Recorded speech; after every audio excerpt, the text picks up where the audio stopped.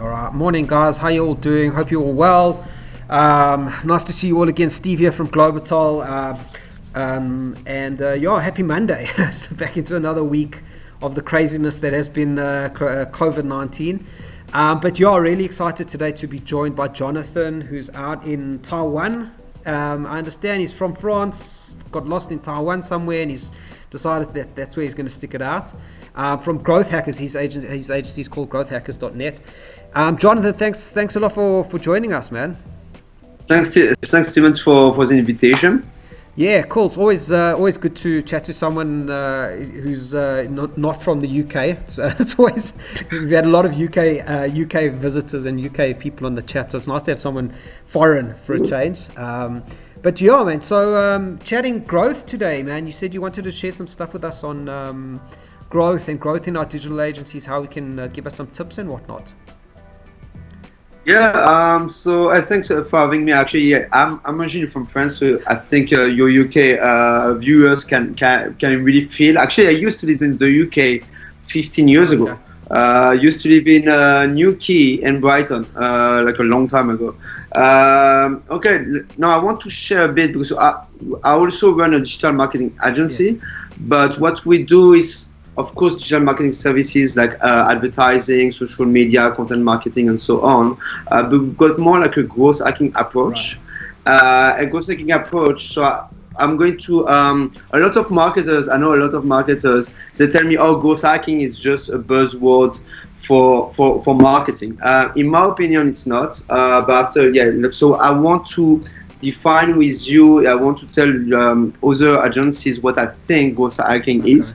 They might have not the perfect one with mine. So I want to share like my screen. I'm going to share my screen with you. Go for it.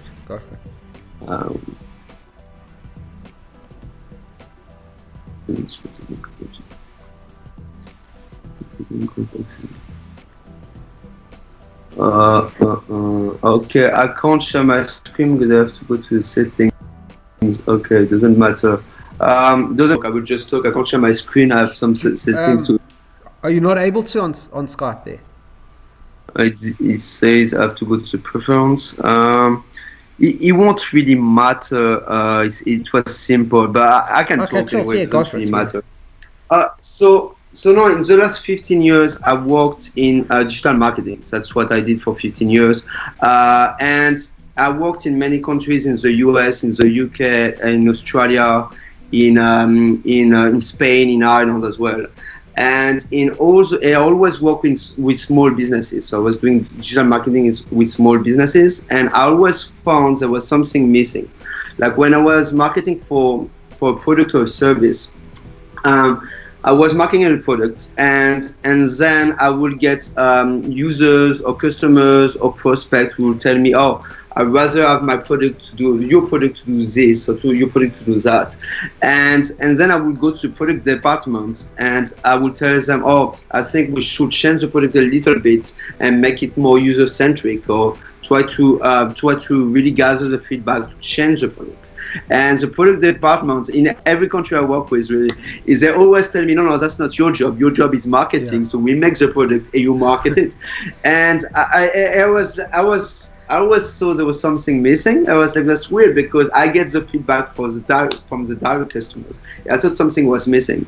And like 5 years ago, I joined a startup, and that's where I learned about growth hacking.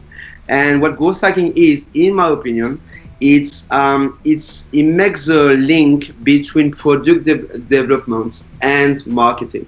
So the goal is you've got a product and you market it to your users, to your target audience, and so on. And then you gather data, you gather feedback to see what the users like, what the users don't like, and then you adapt your product to it. So the goal is not only to acquire new users, is also to learn from them and to make your product more user-centric. So the thing is, growth hacking, you have to work in marketing, but you have to work on the product as well. And that's where I think the difference is a little bit with marketing. Some people will call it product marketing. I would say that might be true, actually. That might be close to product marketing. But that's what we do at Growth Hacking. So Growth Hackers. So what we do is with our customers, we tell them that we will acquire more users or more leads or more sales for you. But the thing is, we want to kind of be involved in your product directly. So we are not going to change the product, but we're going to give you feedback on how to improve your product. And this way, if you improve your product and you make it more user-centric, it will make the product better, but it will also make our job much easier because people know what they want. You know what you're selling better. Yeah, and so that's what we think. What I think at least growth hackers do, and what growth hacking is, and that's really what we try to do with our customers, and to kind of like. You don't pivot all the time. You should not pivot all the time. You want to keep optimizing your product, and the best way to optimizing your product is to get feedback and data from your users. And because the marketers are the one who gets this data, we can just give it to the product developers or service developers, and then we can optimize. So that's what growth hacking, in my opinion, is. Now I can tell you some other people will tell me, oh, growth hacking is like a line of code that you put on an app and then you get millions of users. And I always say, it's like, if I knew this kind of codes, well, I would be rich. I mean, it's like I've heard things, like I've heard crazy things. I'm like, wow, I would develop an app tomorrow and use that code. No, growth hacking is not magic. There's no magic into it. It's not like, because you always hear the stories about some amazing startups that just like Airbnb, for example, that from one day to another they became huge. No, Airbnb, as an example, they were going door to door in New York at the beginning to get new users. That's how they got the first users. So that was not growth hacking at all. At some point, they found a way to leverage Craigslist to get more users. But the thing is, it's really important to first to have a mindset of growth, not thinking it's magic, because growth is more like a mindset, and the product is never perfect. You should always want to improve it, and more you improve your product, better it's going to get. That's what we do at Growth Hackers. We try to be involved in the product itself. Right. So it's quite interesting. As you were talking, I was thinking it made me think for some reason about gonzo journalism, you know, that idea of embedding yourself in the place where you're going to, and actually embedding yourself with your client's product so that you better understand and can market it better, which is quite interesting. So with that all said, I mean, what kind of advice would you give to the community members if this is not a focus for them at the moment, if they are stuck in that mentality as a digital agency of, hey, I'm just marketing, I'm just getting leads, and you know, how can they right now, what can they go implement today? Walk out of this meeting and say, hey, I'm going to go and speak to my big clients and say, hey guys, I want to get more involved in your products. As you say, not to change them, but to better understand them so that we can sell better and you can get better leads or make better sales. But I think if you got customers and you because you're a marketer for them, you already get this data and this feedback. Right. Just you might not have given it to your customers yet. Right. Just give them for free. Yeah. I would say just give them for free. I mean, it's like if you tell your client today, it doesn't matter. Like, I don't know, if you have a gym right now. Having a gym is pretty tough, I guess, with the COVID situation. But I guess it will be really tough in any country. But I guess if you're like, let's say you are marketing a gym for like a few months or so, a few years for them, you gather so much feedback and so much data. You have it. You have it. You know what to do, what they should do to improve their gym and something. Give this for free to your customers. You tell them, oh, I work with you for 6 months. I got all this data. You don't want to give. I would say like blank data or like a bunch of numbers. It's so hard to understand. What you want to do is like give them maybe a checklist of 3 things how to improve their business based on the data you got. If you give them for free, they will thank you, and maybe they will tell you oh, those 2 tips we can't do it for some reason. We don't have the budget. Actually, it's not our audience. But this tip is really good. I didn't think about it.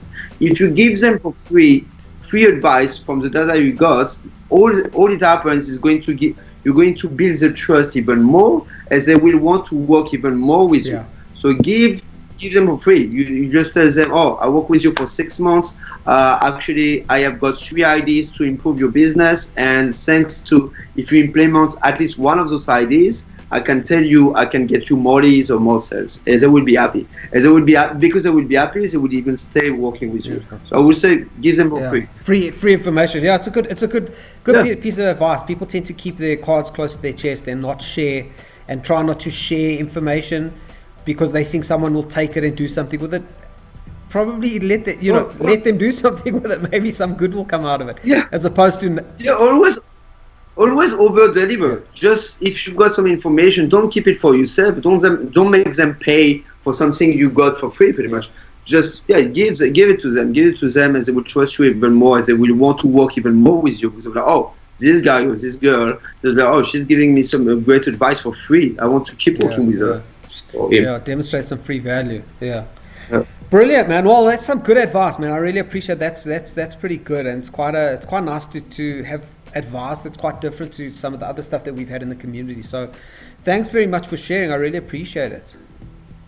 Well, thank you, Stephen. Thank you very much. If you have any questions or anything, just drop me an email or message me or anything. Beautiful. Yeah, we'll stick your contact details down below, whatever you want us to share in the comments. And then, thanks for joining us, John. Been nice chatting. Thank you, Thank you very much, Stephen. Sure. We'll see you around soon, I'm sure. Thank you. See you around. Ciao, ciao. Yeah.